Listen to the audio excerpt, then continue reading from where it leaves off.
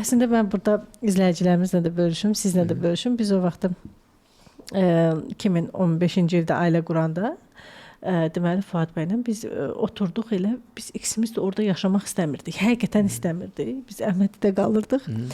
Biz ikimiz də elmlərə köçmək istirdik. Oturduq elə, biz vaxtımız da yox idi. Bir dəftərlə belə qırağını cırdıq. Cırıq ilə yazdıq ki, bizim bir 3 ilə deməli elmlərdə bir evimiz olacaq. Boşun bir hansı tərəfdə? Tam metronun yanında imzaladıq. İkimiz də tarix falan yazdıq. Bu kağızı sonra itirdik. Həqiqətən bilmədik. Əvvəl soyuducunun üzərinə qoymuşduq, baxırdıq hər gün. Sonra itirdik onu. Bilmədik nə oldu.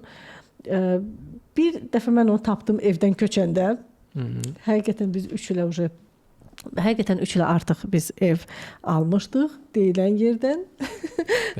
Və bir də onu itirdim təzədən və yenidən tapdım onu. Bir də yeni evə köçəndə. Arada bir məsafə vaxt olmuşdu.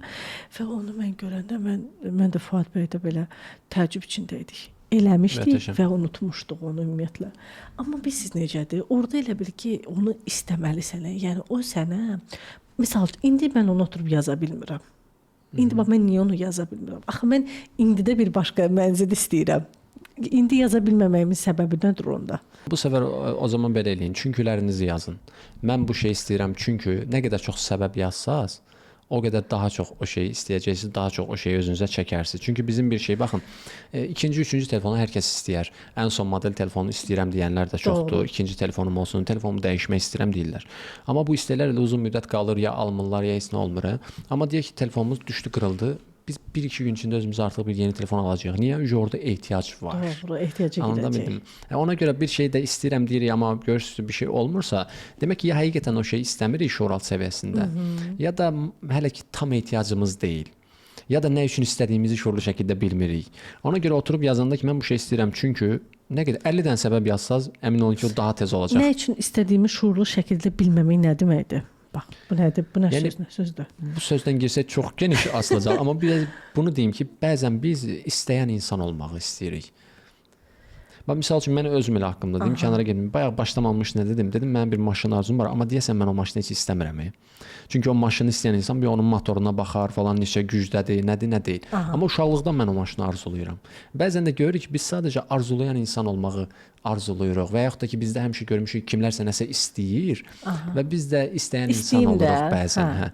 Amma ona görə bəzən də bizim istəklərimiz deyil, ehtiyaclarımız daha tez olur. İstəklərimiz yox, ehtiyaclarımız daha tez. Yəni nə qədər çox ehtiyaclıyamsa o şeyi bir şəkildə onu həll edirəm, bir şəkildə o şeyi əldə edirəm də. Amma belə isə çox arzular var ki, misal üçün, və yaxud da ki, istəyən insan olmağa başqa bir nümunə. Məsələn, çox sevdiyim Sinan Canan var, yəni ki, tanımış olarsa ölkəyə də çox gəlir, professor. O bir dəfə danışır, deyir, mənim bir tələbəm var idi universitetdəki. Həmişə deyir ki, mən dünyanı gəzmək istəyirəm, dünyanı gəzmək. Axırda bir gün dedim ki, ilk hansı ölkədən başlayacaqsan? Qayıtdı dedi ki, bilmirəm ki, onun hələ pulum yoxdur ki. Deyib, sən necə dünyanı gəzmək istəyirsən ki, hələ gedəcəyin ölkəyə qərar verməmsən sən. Sən istəmirsən. Sən sadəcə istəyən insan olmaq istəyirsən. Anlata bildim. Amma həqiqətən istəyən insan deyir, planlayır, hədəfini qoyur ki, hansı ölkəyə gedəcəm, hardan başlayacam. Anlata bildim. Ona görə bu haqda danışarıq. Ya da ki, istəsəz həqiqi səbəbini bilmək, o zaman sizə seans edərik. Orada şuural səviyyəsində baxaq görək niyə. Biləcəksiniz ki, nə üçün mən bunu istəmirəm və yaxud da ki, oturub yazmıram. Tamam, olsun.